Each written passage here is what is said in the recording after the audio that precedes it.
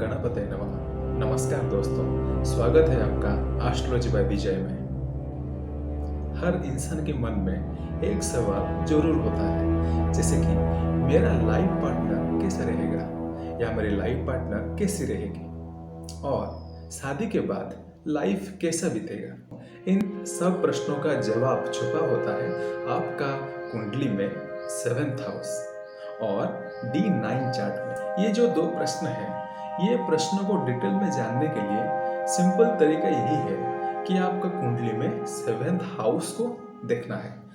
अगर 7th house का Lord अच्छे घर में बैठे हैं, यानी first house, second house, fourth house, fifth house, 9th house, 10th house, तो मैरिड लाइफ और आपका पार्टनर अच्छा रहता है। चलिए अभी एक कुंडली के माध्यम से समझते हैं। प्रिय दर्शकों, आपके सामने ये जो कुंडली दिख रहा है, ये है मिथुन लग्न की कुंडली। यानी आपका लग्न जो है, पहला भाव, इसमें मिथुन राशि पड़ा हुआ है। 3 यानी मिथुन राशि। और यहाँ से आपको एंटी क्लॉकवाइज घूमना है। ये first house, second house, third house, fourth house, ऐसे करके 12th हाउस तक, क्योंकि कुंडली में 12 भाव होता है। और जो पहला भाव का लॉर्ड कौन हो गए, जैसे कि मैंने बोला कि ये मिथुन राशि, तो मिथुन राशि का मालिक हो गए बुधदेव। और हम लोग आज का टॉपिक है 7th हाउस। तो 7th हाउस जो है, ये है आपका 7वां घर। 7वें घर का मालिक कौन है? जैसे आप यहाँ पे देख सकते हैं कि 9 नंबर लिखा हुआ है। 9 नंबर मीन्स धनु राशि। और धनु राशि का मालिक हो गए जुपिटर, जो कि गुरुदेव बृहस्पति है। और ये जहां पर बैठेंगे, आपका जीवन साथी ठीक वैसा ही आपको मिलेंगे। जैसे फॉर एग्जाम्पल, अगर 7th हाउस का लॉर्ड 10th हाउस में बैठ गए, जैसे कुंडली में 10th हाउस जो होता है, ये है कैरियर का भाव।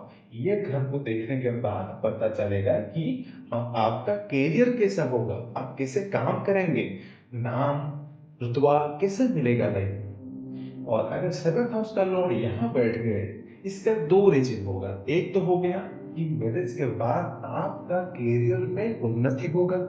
और सेकंड में क्या है कि आपको जो पार्टनर मिलेगा, ये भी कैरियर में जुड़ सकते हैं, वो भी वर्किंग लेडी हो सकते हैं।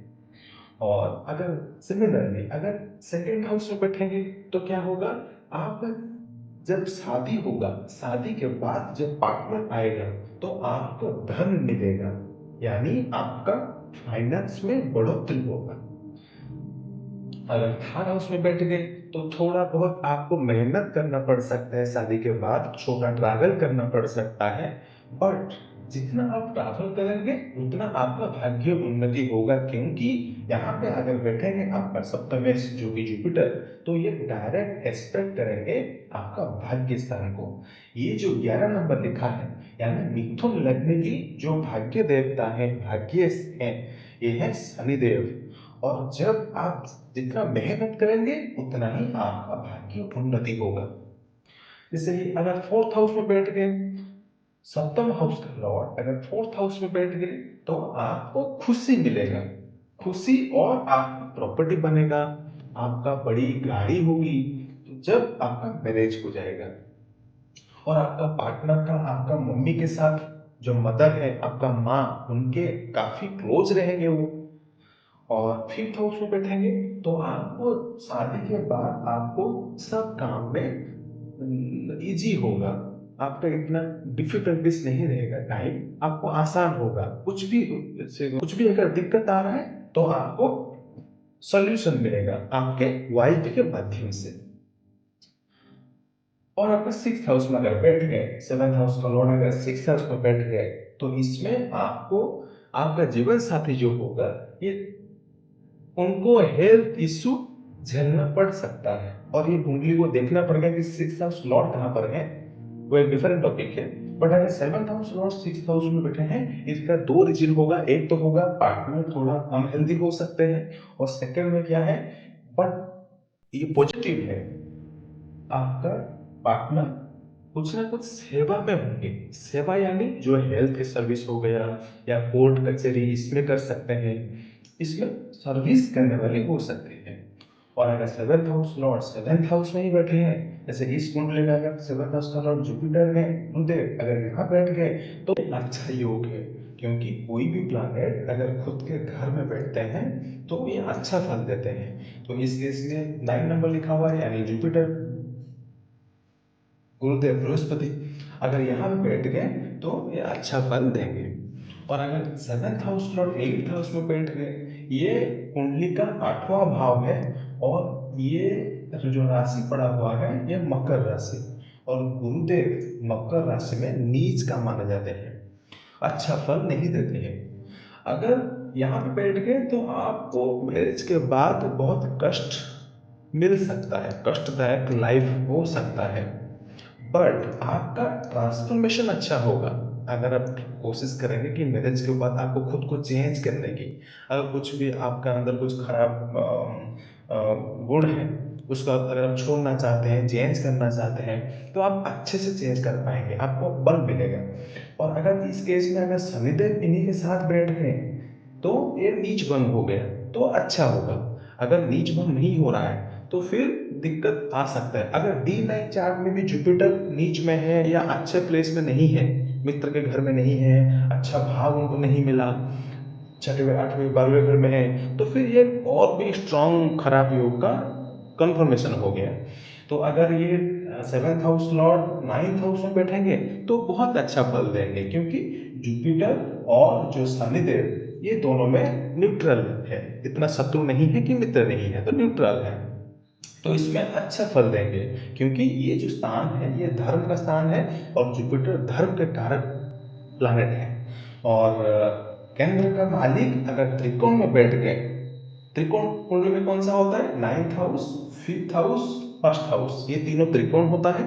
और केंद्र हाउस कौन है, first house, 4th house, 7th house, 10th house. और ये जो हाउस है ये इसलिए अच्छा माना जाता है क्योंकि ये है आपका केंद्र में भी आ रहा है और आपका त्रिकोण में भी आ रहा है, तो इसलिए बहुत ही अच्छा घर है आपके लिए फर्स्ट हाउस जो आपका लग्न है।